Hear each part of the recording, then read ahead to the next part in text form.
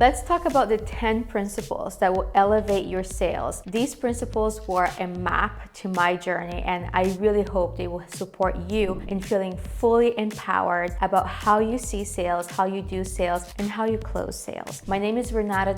I'm a feminine leadership and sales mentor, and this is a place for you to align your heart and soul with selling, so sales feels really empowering to you.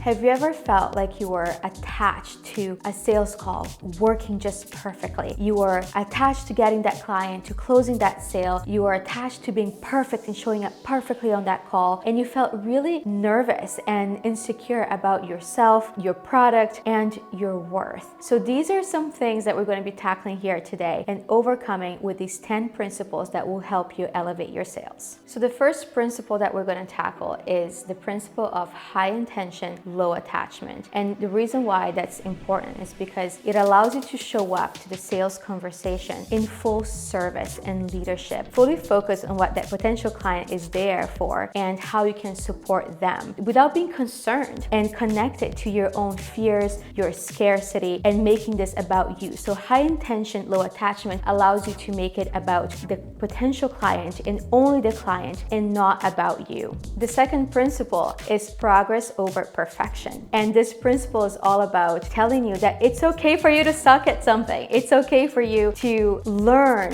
and flex that muscle until you're really a master of it. You can only become a master of something that you have done repeatedly and allowed yourself to know that the moments that feel like you're sucking at something, it's actually the building blocks for mastery. And so if you don't allow yourself to show up in the mess, you're never going to really achieve that level of mastery that you so want. And so there is no perfection. Can you just allow yourself to show up in your truth and let it be messy? The third principle is context defines content. And what that means is that context is the way you're operating from. It's how you're showing up in something. And how you show up in something defines the outcome of that very something. So let's say if I'm talking about a sales conversation, a sales call, if I'm showing up to it nervous, concerned about closing the sale or not, I'm already showing up from a place of scarcity and from a place of fear. And that is the exact mode that I am going to take on that entire conversation. And so it's really important that we really align ourselves so that the context that we are operating from feels really tapped in, tuned in, and turned on with our soul mission, with our heart, and what we're really there to do, which is to serve.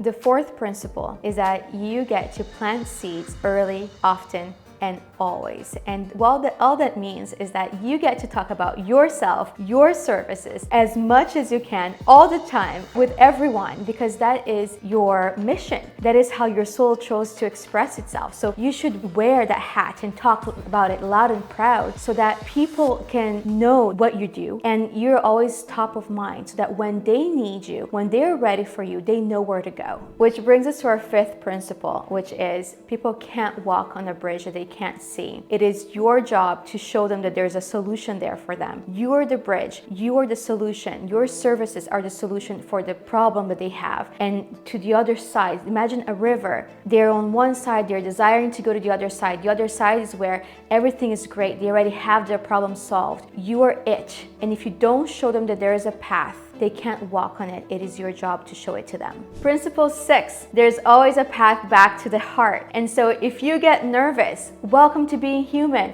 That happens, that's okay. There's always a path back to calming your nervous system and reconnecting with that person that is right in front of you so that you can go from your fear and your scarcity or the mind chatter to fully showing up in service to them. And one of the quickest ways back to the heart is principle 7. It's not about you, it's about the work you're here to do, and you're the vehicle of a force fucking unstoppable. Repeat that with me. It's not about you, it's about the work I'm here to do, and I'm the vehicle of a force fucking unstoppable. One more time. It's not about me, it's about the work that I'm here to do, and I'm the vehicle of a force fucking unstoppable. The moment you can connect with these words, you get right tapped into what brought you here, what's wanting to move through you, why you're in this service in the first place. And that gets you right in the space of full service and connected to your heart, soul, and mission, as opposed to the fears and scarcities that may be wandering around.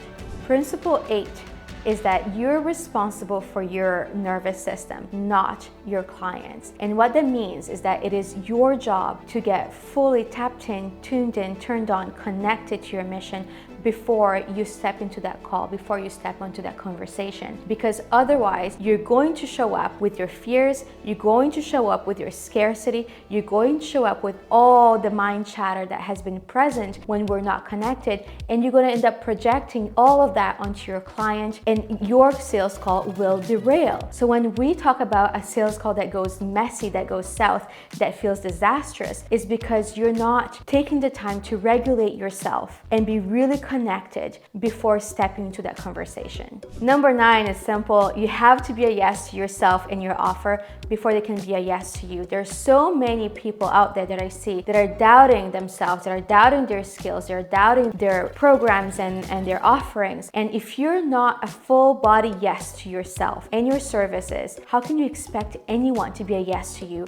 So make sure that you're feeling really strong and connected to yourself and your offering before you put that forward to somebody else to say yes to. And our last principle, number 10, is that when you say it, they can defend it. But when they say it, they must own it. And what this is all about is that you want to have your potential clients share with you openly where they're at, their problems, instead of telling them where they're at and what their problems are. Because when we're telling them, we're operating from a place of assumption, and it may not resonate with them in that moment. But when you're creating a space through powerful questions, then they can share with you exactly what's happening in their world, how is that impacting other areas of your lives, and what that means to them. So the importance of that problem, so they actually can't hide from that problem anymore. Now it's there, they shared it. You didn't just inflict it or assumed it on them. For more content on overcoming fears, you can click on the link below on this video on the 3 fears holding you back from your success as a salesperson and as a creator, and how to overcome them. And if any of what I've said has resonated with you and have found this helpful, subscribe to this channel. Here you'll find more life-changing content about self-expression, education on sales, leadership, and how to operate from a place where you're really tapped in, tuned in, turned on, so that you are in your full leadership expression.